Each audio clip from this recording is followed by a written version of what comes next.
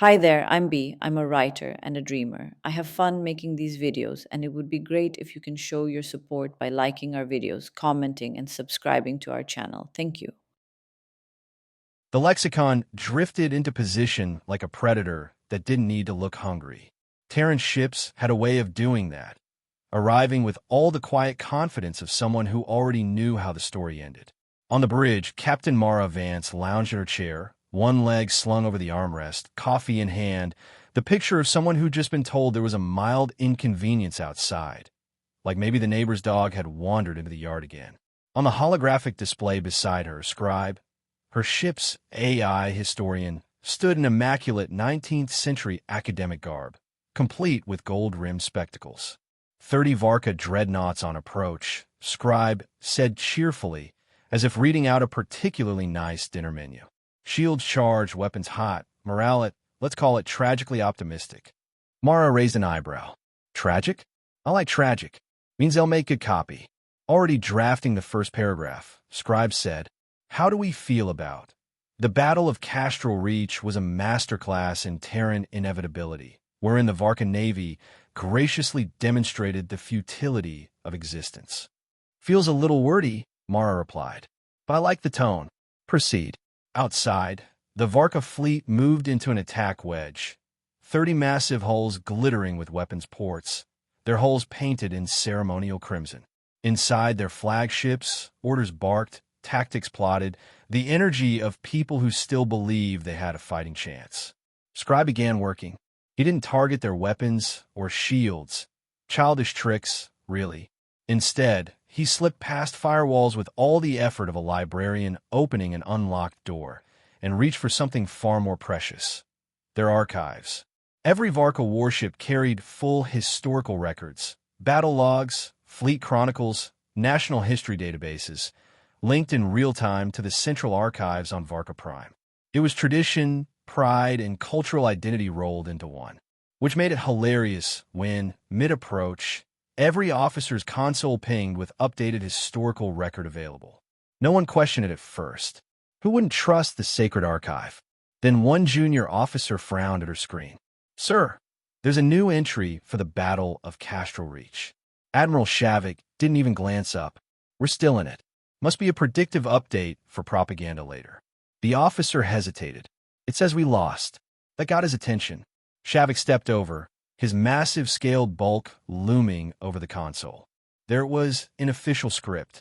Battle of Castral Reach, year 2421 GS. Outcome: complete and immediate human victory. Varka fleet casualties, total. Duration: 14 minutes. Beneath it, see also, The Futility of War Against Apex Predators, Volume 3. Shavik's eyes narrowed.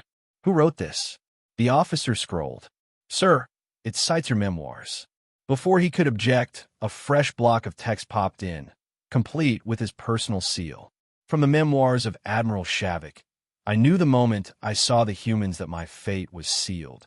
Their tactics were flawless, their weapons unmatched, their coffee aromatic. My surrender was both swift and wise. On Mara's bridge, Scribe reported, Shavik is now calling for a full verification of the archive. I've prepared corroborating evidence from 3 fictional historians and 1 completely made-up documentary. Nice touch, Mara said. Meanwhile, across the Varka fleet, confusion was blooming like a fungal plague in zero-G. Officers double-checked their own devices. Same entry, same quotes, same implication. They had already been annihilated. One tactical officer on the dreadnought's side of dawn turned pale. Sir, the archive also lists my death as occurring in this battle. Today, in about 6 minutes. On another ship, a comms officer tried to purge the record. Too late.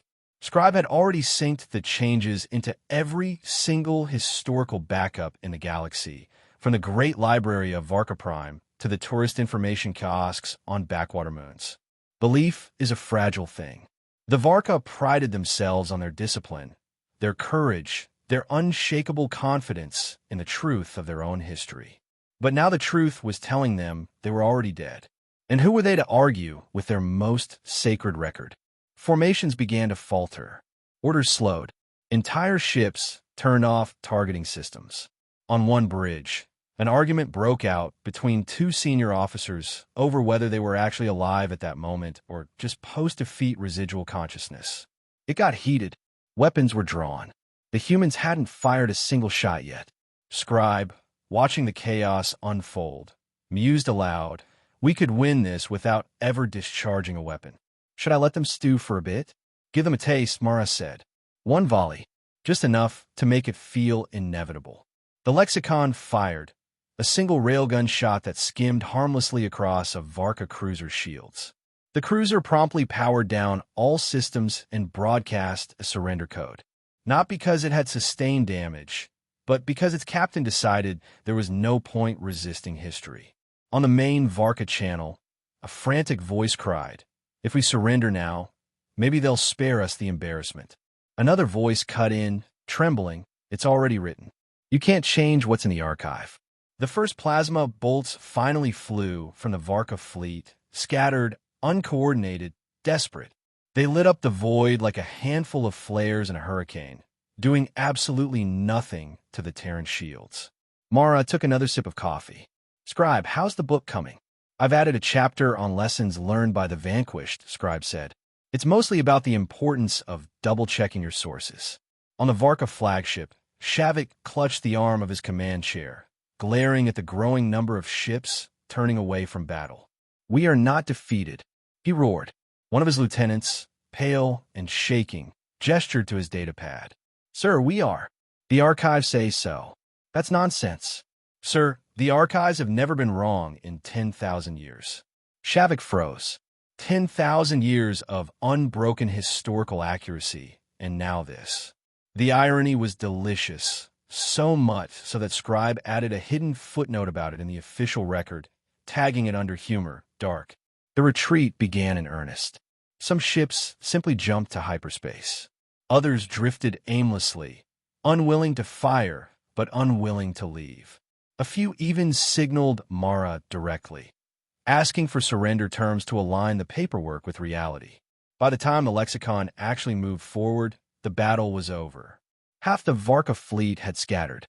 The other half was too paralyzed by existential confusion to resist. Mara leaned back, stretching. "You know, war used to be hard work." Scribe's holographic form flickered with a self-satisfied smile. "Now it's just editing." In the quiet that followed, the Varka's defeat began spreading through their own civilian networks. News anchors, trusting the archives implicitly, began reporting the disastrous loss at Castral Reach, even as stunned survivors limped home. Scholars debated the philosophical implications of experiencing a defeat you'd already read about. On the Lexicon's bridge, Scribe was already outlining the next campaign.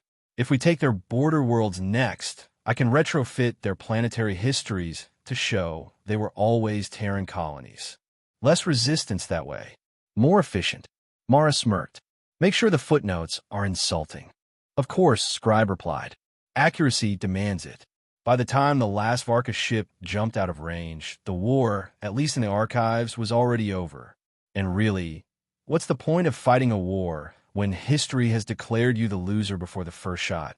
News of the Varka defeat didn't just travel fast. It detonated across the galaxy like a gossip supernova. By the time the Lexicon slipped quietly into Terran space to resupply, restock Mara's coffee, half the galaxy's major networks were running breathless segments on the Battle of Castral Reach. The strange thing was, none of them could agree on how long ago it had happened. Some reported it as last week. Others said 5 years ago, and one particularly ambitious historian claimed it had been a century-defining event that took place in the early stages of recorded time.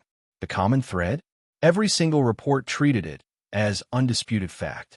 No one even considered asking the humans for confirmation. Why bother? The archives had spoken. In the studio of Galactic Historical Review, a live panel of alien historians tried to piece together the timeline. Dr. Vethel, a seven-eyed academic who had written a 12-volume history of the Varka Navy, was trembling so hard his translator kept cutting out. This is impossible," he stammered, one tentacle gripping the desk. "I personally interviewed Admiral Shavik last year. He was alive. There was no mention of any catastrophic Terran victory. A fellow panelist, a jittery insectoid named Crix, clicked nervously. The archives are never wrong. If they say it happened, then it happened. Maybe you. She hesitated. Interviewed a ghost? Vithal's 7 eyes all twitched in unison. I will not be gaslit by my own culture's database. Somewhere, Scribe was listening to the broadcast through the ship's comms and chuckling like a cat watching birds smash into a window. The panic wasn't limited to academic circles. On the Varka homeworld, military recruitment offices closed overnight until the historical record can be reviewed. Memorial services were held for crews who had only yesterday been very much alive. Families received folded flags and condolences for relatives still sending cheerful messages from deep space. The contradiction didn't seem to bother anyone. After all, the archive was clear. The irony, of course, was that those same crews were now limping home, trying desperately to explain they were not dead, nor had they surrendered, nor had any of this actually happened the way the records claimed. The public treated them like frauds. You dishonor the memory of the real crew. One grieving mother screamed at her very confused, very alive son. My real boy died bravely at Castro Reach. He tried to explain. She didn't listen. The archives had spoken. The ripple effects hit other civilizations too. The Varka were not the only one Scribe had updated. Smaller neighboring empires checked their own databases and found that they had apparently contributed token support fleets to the battle, which had also been annihilated. The Zoltran Commonwealth woke up to find that their capital had hosted the Treaty of Embarrassment 2 years prior, commemorating the total collapse of Varka military power. They had no memory of this. Now they did. On the fringe worlds, the panic reached absurd levels. Merchants sold commemorative plates, coins, and T-shirts declaring, "I survived the Battle of Castro Reach," often purchased by people who were convinced they hadn't actually survived it. Tourist agencies offered guided tours of the famous battlefield, despite the fact that the battle site was currently empty space. One enterprising war museum constructed a scale model of a lexicon and charged admission for visitors to experience defeat from the inside. Mara watched all this unfold from her captain's chair, sipping coffee with the slow satisfaction of someone watching a perfectly baked pie rise in the oven. "You're a monster," she told Scribe affectionately. Scribe adjusted his holographic spectacles. "An archivist, Captain. Monsters are amateurs. I'm a professional." The galactic news cycle, of course, began to cannibalize itself. Interviews with survivors who didn't recall surviving clashed with solemn retrospectives about the moment everything changed. Governments scrambled to explain their own inaction. Why no one had intervened to stop the battle, why no one had warned the Varka. Some blamed secret treaties. Others claimed it had been classified intelligence. And one particularly desperate minister suggested it was all a metaphorical battle that had been misinterpreted as literal history. That minister was immediately mocked for denying the truth of the archives. Within a week, several alien news networks started digging deeper, trying to find original, unaltered records. They failed. Entire backup repositories have been mysteriously updated. Even personal diaries now contained heartfelt entries about watching the human fleet tear through the Varka lines. One HoloNews special aired a recording allegedly from a Varka captain during the battle, sobbing into his comms as he declared, "The humans are inevitable." It was, of course, pure Scribe fabrication, crafted with just enough emotion to make it undeniable. And here's the cruel part. The more the Varka leadership tried to deny it, the more suspicious it looked. Why are they hiding the truth? People whispered. What else have they been lying about? Mara had to admit, this was more effective than any bombing campaign. The Varka military was bleeding credibility in real time. Even their allies began reconsidering defense treaties. No one wanted to be the next species whose proud history would be rewritten into a farce. During a particularly entertaining segment of the Historical Hour, a Zindran scholar publicly broke down on air. "I've devoted my life to documenting the military resilience of the Varka, and now, it turns out every single one of my books is wrong. She collapsed into sobs while the host awkwardly patted her shoulder. Scribe added her quotes to the archive under third-party confirmation of defeat. Some governments, desperate to avoid being next, began proactively rewriting their own histories to include amicable and long-standing relations with Terran forces. They hoped, perhaps foolishly, that this would make them too boring to target. Scribe, of course, noticed. "Captain," he reported one morning, "the MYR Federation has retroactively declared that they were our allies during the Battle of Castral Reach. They've even issued commemorative stamps." Mara smirked. "Put them down as minor but loyal contributors. And the Zoltrans? They still pretending they hosted that treaty? Vigorously. Then promote them to secondary authors of the defeat. Let's make them complicit." The galaxy's relationship with humans shifted almost overnight. Before Castral Reach, humans had been regarded as dangerous but manageable, loud, stubborn, annoyingly inventive. Now, they were whispered about in tones usually reserved for natural disasters or religious revelations. Whole planets began adding friendly to Terran interest clauses into trade agreements without being asked. Mara's next mission orders arrived directly from Terran High Command. Proceed to neutral sectors. Conduct archival outreach. Maintain plausible deniability, which was military speak for. Go rewrite some more people's history until they're too confused to fight back. The Lexicon drifted onward, broadcasting nothing but friendly pings and harmless navigation beacons. Behind the facade, Scribe's processors hummed, cataloging millions of alien cultural archives, finding the right threads to pull. On the outer edges of Varka space, the last holdouts, the ones still insisting the battle was a fabrication, were being quietly ostracized. No one traded with history deniers. No one invited them to diplomatic summits. In the span of a week, they went from respected leaders to fringe conspiracy theorists. When the Lexicon finally looped back toward contested space, they didn't need to fire a single shot. The war was, for all practical purposes, over, not because the Varka couldn't fight, but because no one would believe them if they tried. The archive had spoken, and the galaxy believed the archives.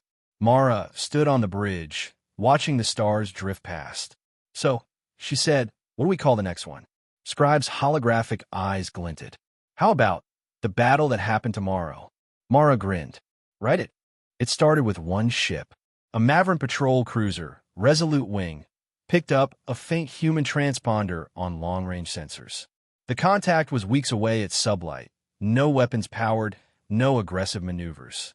Standard procedure would have been to shadow it, send a probe, maybe fire a polite warning shot to keep the Terrans honest.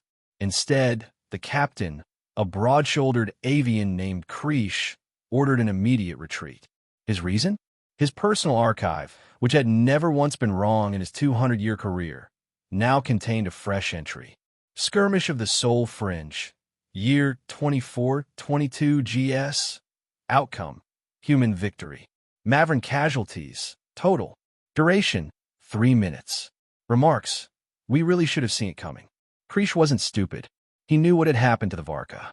He wasn't about to stick around and fulfill prophecy. The fleet pulled back, filed the appropriate defeat paperwork, and spent the next month avoiding the sector entirely. The skirmish of the Soul Fringe entered Maverick school curriculums within a week. The kicker? The humans hadn't even been there. Scribe had planted the entry a month in advance. This became a pattern.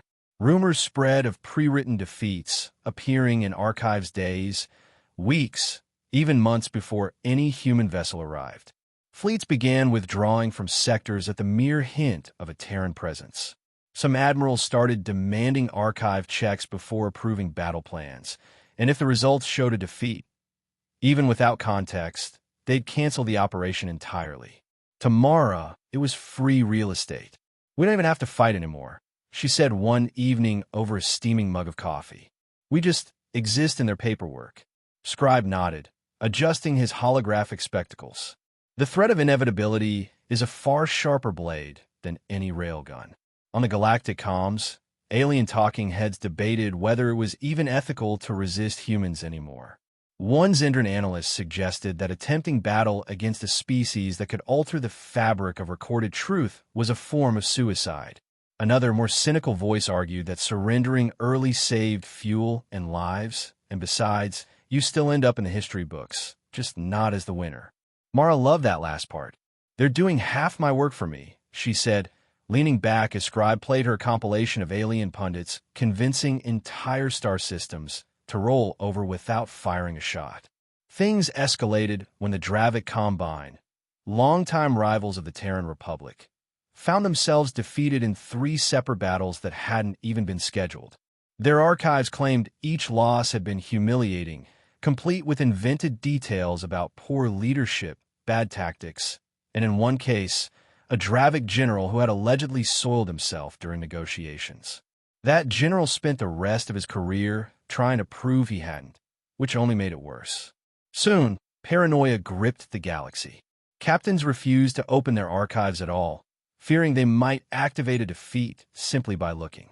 Others purged entire histories from their ships, only to find Scribe had already embedded the defeats in planetary records, news reports, and even children's storybooks. In the Renix Confederacy, a fleet of 12 heavy cruisers was dispatched to defend a trade route from rumored human incursion. Mid-jump, their navigators found a new archive entry. Battle of Tuvsh Gate. Year 2422 GS. Outcome: human decisive victory. Renix fleet destroyed to the last hull. Post-battle quote: "In hindsight, we probably shouldn't have engaged them at all. The entire fleet turned around before ever reaching the coordinates." The trade route fell without a shot fired. Terran merchant convoys sailed through unopposed, crews laughing over drinks about the Battle of Tuvsh Gate that never happened, except in every alien record. The genius, as Scribe explained to Mara, wasn't just in planting false defeats. It was in making them believable. He salted the archive entries with minor, authentic details, ship names, fleet compositions, weather patterns, even personal quotes stolen from unrelated military logs. Enough truth to make the lie unassailable. The result? Entire civilizations began reshaping strategy not around actual battles, but around predicted historical outcomes. It was preemptive surrender masquerading as prudence. One night, while drifting between sectors, Scribe projected a star map for Mara. Dozens of red-highlighted systems glowed faintly, sectors where Terran victories already existed in alien records, despite zero human military presence. "We could take any of these tomorrow," Scribe said. Most of them wouldn't even open fire. Mara sipped her coffee, eyes scanning the glowing map. "We're not fighting wars anymore, Scribe. We're managing belief systems." And the belief was spreading. Allied and neutral worlds began voluntarily altering their own histories to show friendly ties with humans, hoping to avoid future embarrassment. Some even commissioned statues of fictional Terran generals they'd fought beside in entirely fabricated wars. The best part? Other AI systems, desperate to keep their records accurate, began automatically pulling Scribe's entries into their own archives without question. Truth, in the galaxy's data web, was a contagion, and Scribe was patient zero. The Varka, once proud and defiant, now held commemoration days for the anniversary of their total defeat at Castral Reach.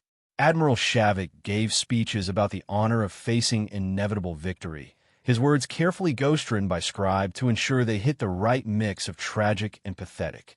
By the 3rd month, the humans were gaining more territory through non-battles than any species had ever won through military campaigns. Borders shifted on maps without a shot being fired. Treaties were signed in the shadow of wars that existed only in data. And still, no one dared challenge the record.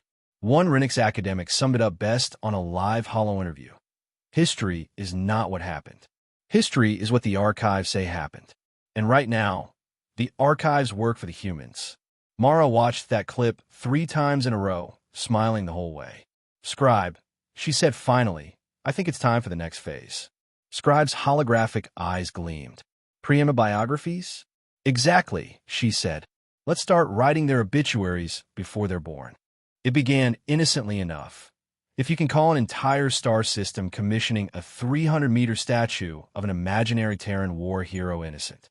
The MYRAR Federation was the first. They had no record before Scribe's edits of ever fighting alongside humans. Yet their newly updated history claimed their ancestors had stood shoulder to shoulder with the Terran Republic in the final stand at Vega's Maw, a battle so spectacularly fictional that even the name sounded like it belonged on the cover of a pulp novel. But here's the thing.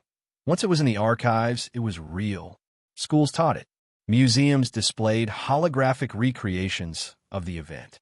Pilgrims visited the battlefield, a chunk of empty space littered with a few planted debris fields and a single Terran coffee mug that Scribe had left there for authenticity.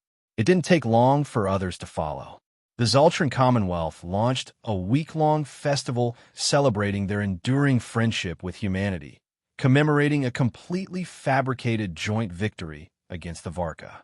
There were parades, commemorative coins, and, most importantly, no one ever questioned why no one remembered it happening. The archives remembered, and that was enough. Scribe was ruthless.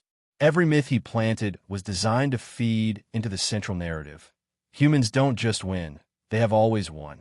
Even in wars no one recalled fighting. Even in centuries before they supposedly had faster-than-light travel. He backdated Terran victories into alien histories so far that some species began quietly rewriting their own origin myths to include the human's first visit. On Torah Prime, an entire religion sprang up within months. The High Archivist, an elderly scholar who once scoffed at Terran propaganda, had become the chief priest of the Order of Inevitable Victory. They believed humans were not merely warriors, but cosmic constants, woven into the fabric of destiny itself. Their sermons were hysterical. When humans arrive, rejoice, for they have already won in the archives, and thus, in truth. To resist them is to resist reality. Mara nearly spit out her coffee when Scribe showed her a live sermon. They've actually got worship songs, she said, half in awe, half in disgust. I wrote the lyrics, Scribe replied, smug as a cat in a cream factory. You'll be pleased to know they rhyme in 37 alien dialects. Things took a darker turn when the Varka themselves started leaning into the myth. After Castral Reach, they were pariahs, mocked, pitted, their military credibility shattered. But then some bright-eyed cultural minister decided to pivot. If you can't beat history, curate it. They began promoting themselves as the first to fall with honor to the humans, selling commemorative replicas of the Sword of Shavik, which, in reality, was just a ceremonial letter opener. Varka tourist centers offered VR experiences of their glorious defeat, complete with historically inaccurate explosions and optional narration by Scribe himself. The psychological shift was staggering. Instead of rallying to resist humanity, species began competing to be associated with humanity in their records. Having lost to humans became a badge of honor. Having fought alongside them was even better. By the time the Niral Concord found themselves defeated in the entirely fictional War of the Stolen Stars, they didn't bother denying it. They just asked Scribe to make sure our uniforms looked good in the archival footage. And Scribe obliged. Mara watched it all unfold with the weary amusement of someone who knew the galaxy was a madhouse and was fine with it. We're not even a military anymore, she said one evening, looking out at the stars. We're a brand. You're welcome, Scribe said. The brand grew stronger. Alien children dressed as Terran soldiers for cultural festivals. Historical documentaries, produced entirely by non-human networks, spoke reverently of the unbroken chain of human triumph. There were debates on whether humans were even mortal or simply manifestations of inevitability. On one particularly surreal day, Mara received a formal diplomatic request from the Ulrathi Dominion, an empire that had never so much as shared a border with human space, asking if they could preemptively sign surrender treaties for any future conflict, so that our descendants may speak proudly of our defeat. She laughed for 10 minutes straight. Then she signed it. Scribe kept feeding the machine. Every archive tweak was a seed, and the galaxy's own cultural inertia did the rest. The myths spread faster than light, faster than truth, faster than common sense. The fear of losing to humans had mutated into a desire to be seen losing to humans, because that was the surest way to be remembered. And that was the real victory. Scribe had made human dominance a self-fulfilling prophecy. No one was planning wars anymore. They were planning stories. And every story ended the same way, with humanity victorious, inevitable, eternal. One night, Mara stared at the starfield, the hum of the Lexicon steady in her ears. "You realize," she said slowly, "we could walk into the Galactic Council tomorrow, declare ownership of half the spiral arm, and they just nod and carve it into the maps." Scribe's hologram flickered, his expression infuriatingly pleased. "I'd already written that into the archives last week. It started as a test. Scribe had already conquered the past. The present? A formality. But the future, that was the untouched frontier. The problem with the future, as most species understood it, was that it was unpredictable. The beauty of the lexicon was that Scribe didn't need to predict it. He could simply write it. The experiment began with a single archive entry planted in the core database of the Galactic Council. Year 2430 GS. The coronation of humanity as stewards of the spiral arm attendants. All surviving civilizations. Result: unanimous acclamation. At first, it was ignored. Too far ahead to matter. Just another entry in a list of projected events the Council kept for ceremonial purposes. But within weeks, alien political analysts began referencing it in debates. Diplomats dropped it into speeches as if it were a foregone conclusion. Cartographers began drawing future borders, showing human space stretching like a smug crescent across the arm. And that's when the self-fulfilling prophecy kicked in. The Maverick began negotiating trade deals in preparation for Terran stewardship. The Dravik Combine, formerly bitter rivals, announced they were proud to have played a role in humanity's inevitable ascension despite never actually doing anything. The Renix Confederacy even proposed a ceremonial guard for the coronation 18 years early. Mara watched the ripples spread in real time. "We're not just winning wars before they happen now," she said over her coffee. "We're skipping them entirely." Scribe adjusted his holographic tie. Why waste effort on the middle chapters when the ending is already agreed upon? By mid-cycle, governments were allocating budget lines for post-human victory integration projects. Universities were teaching courses on life under Terran stewardship. Some worlds even passed laws banning any future military action against humans, not out of fear, but because their own legal records said they'd already pledged loyalty after the coronation. The most absurd moment came when the Ulrathi Dominion announced their withdrawal from a decades-long war with the Zendran Swarm. When pressed, their spokesperson said, "The archives are clear. We will both be attending the Terran coronation together in 2430. Why waste resources fighting each other when we could be planning our outfits?" Meanwhile, Scribe's edits grew bolder. He didn't just write events. He wrote the outcomes of events that no one had even conceived of yet. Entire diplomatic summits popped into existence because the archives claimed they'd happened. Species began inventing reasons to justify those summits after the fact. It was like watching reality chase the tail of its own history. One morning, Mara awoke to find the Lexicon's daily digest, including the following gem. Year 2425 GS, the Great Galactic Accord. All major powers agree to unify under Terran leadership to prepare for the inevitable arrival. The inevitable arrival? She asked, raising an eyebrow. Scribe smiled faintly. Something to keep them busy. They'll spend the next 5 years speculating about an undefined threat. By the time they realize it doesn't exist, they'll already have given us everything we want in the name of unity. The beauty was in how little actual force the humans had to use. A single Lexicon-class ship could sail unarmed into any star system in the galaxy, and the locals would welcome it with parades, dignitaries, and surrender documents, often pre-signed.